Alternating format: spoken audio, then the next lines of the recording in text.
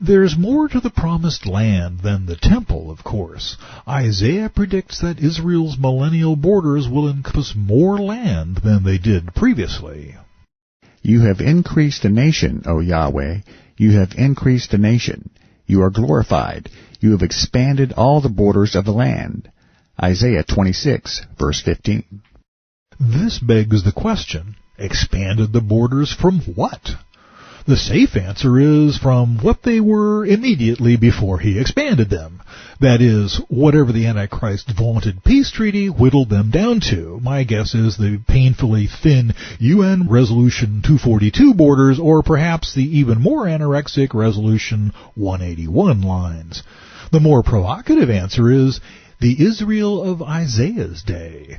Prior to the Assyrian invasion of the north, this stretched from Dan to Beersheba, the light version of the Numbers 34 description, which is in turn a low-calorie variation on the borders Yahweh originally described to Abraham. Yahweh is reiterating here that Israel will indeed own the whole land of promise, though, as we shall see, not all of it will be distributed among the 12 tribes. Thus we move into the urban planning phase of Ezekiel's prophecy.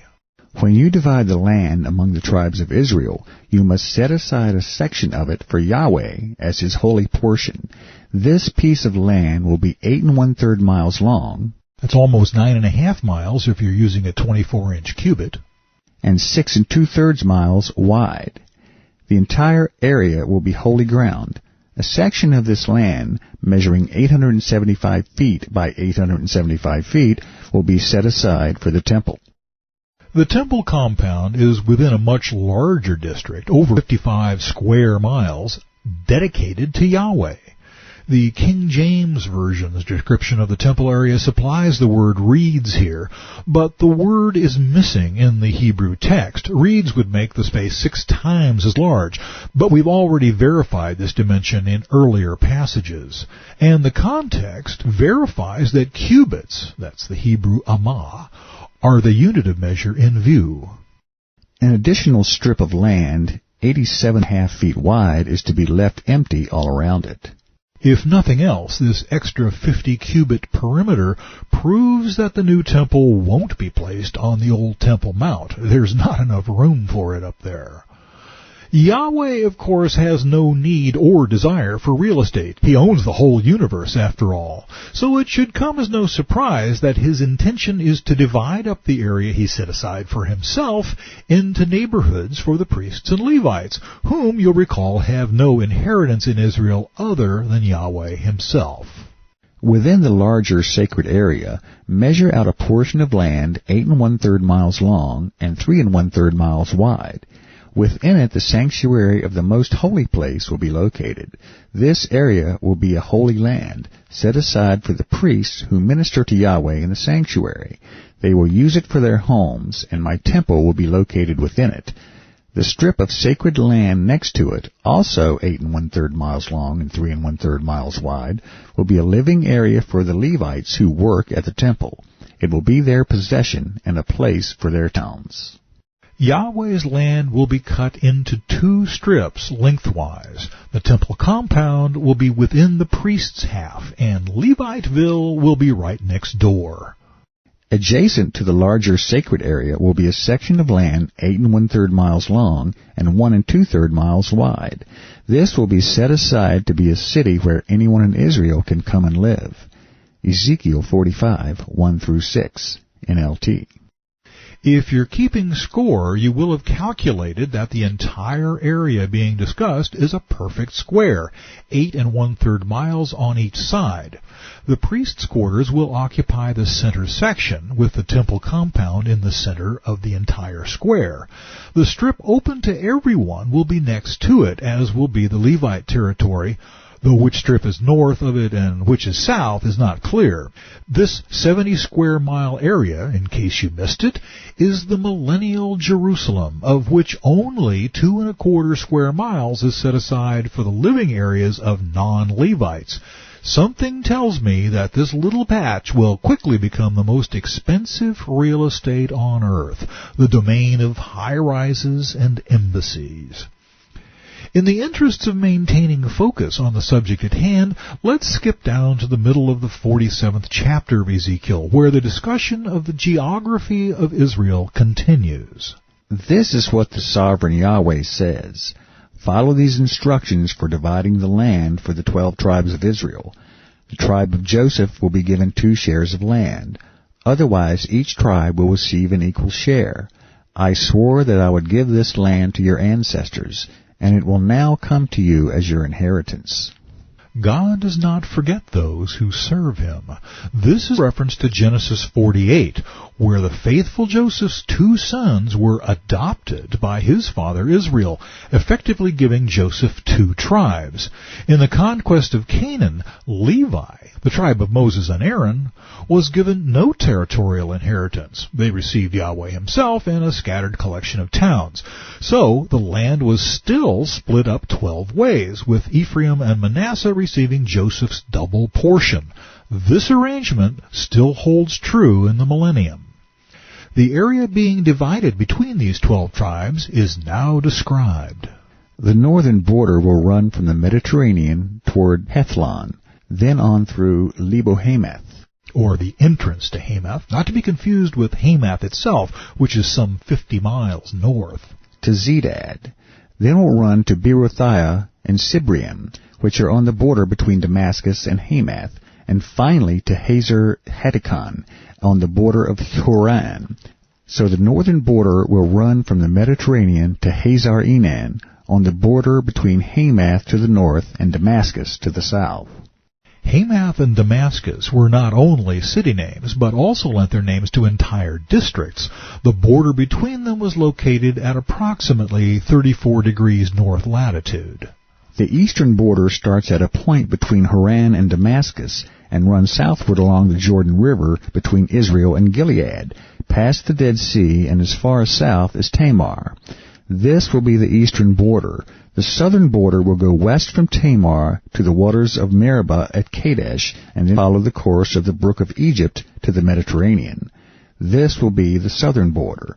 On the west side, the Mediterranean itself will be your border from the southern border to the point where the northern border begins, opposite Lebo-Hamath. Ezekiel 47:13 through 21, NLT. Although some of the place names are different, this area is virtually identical to that described in Numbers 34, which we discussed at length in Chapter 6. It includes all of present-day Israel, including the West Bank and Gaza Strip, but minus the southern triangle of desert extending from the Negev to the Gulf of Aqaba, plus almost all of Lebanon, with a few miles of Syrian territory to the west thrown in. This, I'd say, is good news and bad news. It's good news in that even 3,000 plus years of Jewish rebellion couldn't persuade Yahweh to renege on his territorial promises to Israel. The bad news is that the tribal lands are divided up over a much smaller area than that promised to the patriarchs. God said to Abraham, "To your descendants I have given this land, from the river of Egypt, the Wadi El-Arish, to the great river, the river Euphrates." Genesis 15, verse 18. And he said to Moses, "I will set your bounds from the Red Sea to the Sea of the Philistines, and from the desert to the river." Exodus 23, verse 31. As we have seen, Israel has controlled all of this territory at one time or another, mostly under David and Solomon. In fact, my guess is that they will control every square inch of it again during the millennium, but the southernmost and northernmost parts of this will not be specifically distributed among the 12 tribes. The lesson is there is a difference between influence and ownership. In this case, that difference was quantified by the unbelief of Israel during the Exodus. Ready for another epiphany? During the millennium, being a physical descendant of Abraham, Isaac, and Jacob will be no more effective in identifying you as an Israeli than merely showing your devotion to the land. Divide the land within its boundaries among the tribes of Israel. Distribute the land as an inheritance for yourselves and for the foreigners who have joined you and are raising their families among you. They will be just like native-born Israelites to you, and they will receive an inheritance among the tribes. All these immigrants are to be given land within the territory of the tribe with whom they now live. I, the sovereign Yahweh, have spoken.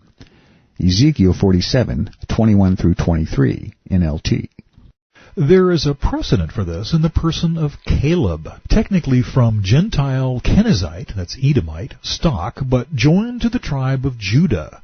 The point seems to be, if you love Yahweh, you'll naturally love what He loves.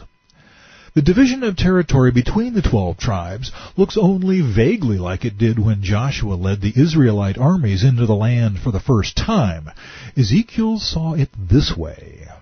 Here is the list of the tribes of Israel and the territory each is to receive. The territory of Dan is in the extreme north. Its boundary line follows the Hethlon road to Lebo-Hamath and then runs on to Hazar-Enan on the border of Damascus, with Hamath to the north. Dan's territory extends all the way across the land of Israel from east to west.